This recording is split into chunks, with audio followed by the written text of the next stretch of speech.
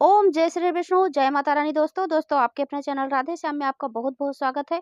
दोस्तों भाद्रपद पूर्णिमा को हिंदू धर्म में बेहद महत्वपूर्ण माना जाता है।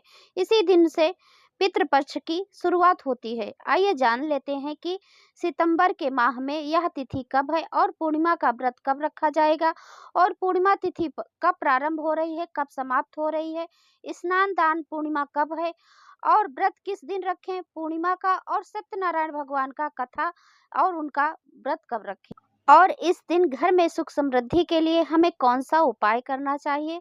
भाद्रपद पूर्णिमा के दिन स्नान दान करने से देवताओं के साथ साथ ही हमारे पितृ भी प्रसन्न होते हैं। इस दिन माता लक्ष्मी और भगवान श्री विष्णु की पूजा का विधान है। तो आइए सबसे पहले जान लेते हैं पूर्णिमा तिथि कब प्रारंभ हो रही है, कब समाप्त हो रही है। तो पूर्णिमा तिथि प्रारंभ होगी 17 सितंबर 2024 सुबह 11:43 पर और पूर्णिमा तिथि समाप्त होगी 18 सितंबर सुबह 8:05 पर। तो देखिए, जो लोग व्रत रहेंगे वो 17 सितंबर को व्रत रहेंगे, पूजा करेंगे।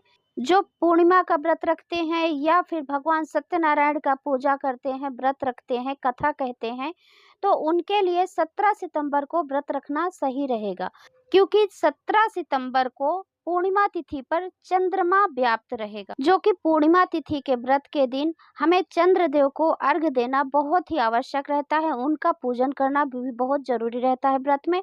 तो इसीलिए हमें 17 सितंबर को व्रत रखना चाहिए, चंद्रदेव की पूजा करनी चाहिए।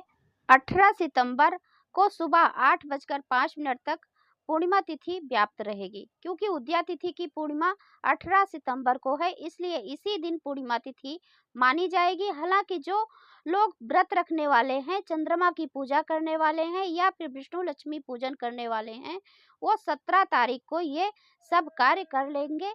वहीं स्नान दान के लिए 18 सितंबर का दिन शुभ माना गया है। तो अभी आपको समझ में आ गया है कि स्नान दान हमें 18 सितंबर को करना है और 17 सितंबर को हमें व्रत रखना है, पूजा करना है लक्ष्मी नारायण की। और यदि आप सत्यनारायण भगवान की कथा कहते हैं, सुनते हैं या घर में करवाते हैं, तो आप इस दिन करवा सकते हैं 17 सितंबर को। तो दोस्तों अभी घर में सुख समृद्धि के लिए हमें क्या उपाय करने चाहिए, तो आइए जान लेते हैं। तो देखिए, पहला उपाय है, इस दिन पवित्र नदियों में स्नान करने से और सामर्थ्य अनुसार दान देने से पितरों और देवताओं का आशीर्वाद आपको प्राप्त होता है। और अभी दूसरा उपाय, भाद्रपद पूर्णिमा के दिन भगवान विष्णु और माता लक्ष्मी का पूजन करने से आर्थिक समस्याओं से छुटकारा मिलता है। तो अभी तीसरा जान लेते हैं, सत्यनारायण की कथा का पाठ करने से सुख समृद्धि बनी रहती है घर में। तो अभी पांचवा, अगर आप इस दिन गाय, कुत्ता, कौवा, चींटी आदि को अन्न खिलाते हैं तो आपके जीवन की कई समस्याओं का हल आपको मिल सकता है। और अगला जान लेते हैं, इस दिन घर में गंगा जल का छिड़काव करने से घर की नकारात्मकता दूर होती है। इस दिन योग ध्यान करने से अलौकिक अनुभव व्यक्ति को प्राप्त होते हैं। अगर दाम्पत्य जीवन में परेशानियां चल रही है तो इस दिन पति पत्नी को चंद्रमा को दूध का अर्घ देना चाहिए। ऐसा करने से दाम्पत्य जीवन की सभी समस्याएं दूर होती हैं। जो लोग अविवाहित हैं और योग्य जीवन साथी पाना चाहते हैं, वो भी इस दिन चंद्रमा को अर्घ दे सकते हैं और चंद्रमा का पूजन कर सकते हैं। भाद्रपद पूर्णिमा के दिन पीपल के पेड़ तले दीपक जलाने से आपके पितृ प्रसन्न होते हैं। तो दोस्तों ये उपाय हैं, बहुत ही छोटे और बहुत ही सरल उपाय हैं, ये आप सब कर सकते हैं, जिससे घर में सुख समृद्धि बनी रहे। और दोस्तों पूर्णिमा के दिन चंद्र ग्रहण है, जो सूतक पातक सभी बोलते हैं कि हमें सूतक पातक मानना चाहिए, चंद्र ग्रहण है। तो देखिए, ऐसा कुछ नहीं है, भारत में चंद्र ग्रहण बिल्कुल भी नहीं है, भारत में किसी भी शहर में नहीं है।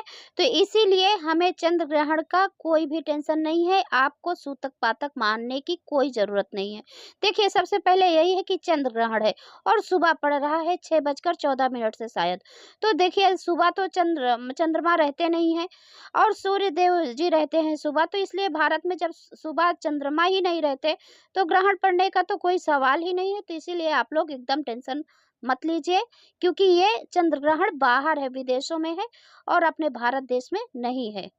तो दोस्तों ये थी आज की वीडियो। यदि आपको यह वीडियो अच्छा लगा तो लाइक और शेयर करें, चैनल को सब्सक्राइब करें, साथ ही बेल आइकन को जरूर प्रेस करें। इससे यह होगा कि जो भी इस चैनल पर नई वीडियो अपलोड होगी उसकी नोटिफिकेशन सही समय पर आपको प्राप्त होगी। तो दोस्तों अगली आने वाली वीडियो है सत्यनारायण भगवान की कथा के बारे में, तो आप लोग चैनल को सब्सक्राइब जरूर कर लीजिए। यदि आपको कथा सुनना है तो कल इस चैनल पर वीडियो अपलोड होगी, आप लोग जरूर सुन लीजिएगा। और अब मैं मिलती हूँ अगले वीडियो में, तब तक के लिए नमस्कार, धन्यवाद।